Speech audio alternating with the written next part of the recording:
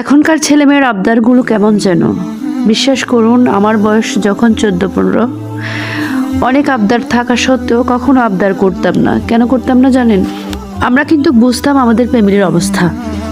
কিন্তু এখনকার ছেলে মেয়েদের আবদার শুনলে অবাক হই, যে এটা না দিলে ভাত খাবো না, এই জিনিসটা আমাকে কিনে না দিলে পড়ালেখা করবো না, ঘর থেকে বের হয়ে যাব। বাবা মাকে বিভিন্ন রকমের প্যারা দেয়। বিশ্বাস করুন, আমরা যখন ছোট ছিলাম আমাদের ফ্যামিলিতে অনেক সংখ্যা ছিল, আমাদের ভাই বোন অনেকজন ছিল, 7-8 জন ছিল ফ্যামিলিতে।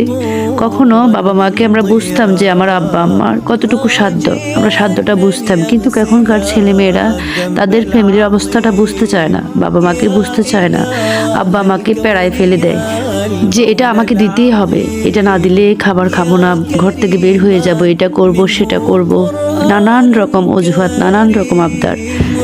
কখনো সাধ্য থাকা সত্ত্বেও কখনো বলতাম না যে আমাদেরকে এটা কিনে দেন, ওইটা আমাদের লাগবে, কখনোই বলতাম না। কেন বলতাম না জানেন? কারণ আমার বাবার সাধ্য ছিল না। আমরা বাবার দুঃখ বুঝতাম, মায়ের কষ্ট বুঝতাম, একটু ব্যথা পাইলে সেটা অনুভব করতাম। আর এখনকার ছেলে মেয়ে, আর যারা এখন জেনারেশন, যেটা এখন ক্লাস 8-9-এর ছেলে মেয়ের কথা শুনলে আপনি অবাক হয়ে যাবেন। বাবা মায়ের দুঃখ তো বুঝে না, উল্টে তারা তর্ক বিতর্ক করে, বাবা মায়ের সাথে বেয়াদবি করে। কিছু কিছু ছেলে মেয়ের বাবা মায়ের শিক্ষা লাগে না, শিক্ষা দিলেও অশিক্ষিতের মতো তাদের ব্যবহার, তাদের কালচার, তাদের চলাফেরা, তাদের চাহিদা এতই বেশি যে আমি মাঝে মাঝে শুনে অবাক হয়ে যাই। আশেপাশে দেখি অবাক হয়ে যাই যে এই কি পরিবর্তন, এটা কি আমাদের যোগ ছিল না? এটা তো আমরা ছিলাম না। আমরা যখন ছোটবেলায় থাকতাম, আমরা আমাদের বাবা মাকে অনেক সম্মান করতাম, আমরা বাবা মায়ের কথার উপরে কথা বলতাম না, যেটা দিত সেটা নিয়ে খুশি থাকতাম।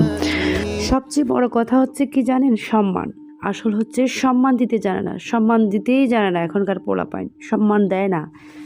যত দিন যাচ্ছে কেমন জানি সমাজটা নষ্ট হয়ে যাচ্ছে, সমাজের মানুষগুলো নষ্ট হয়ে যাচ্ছে।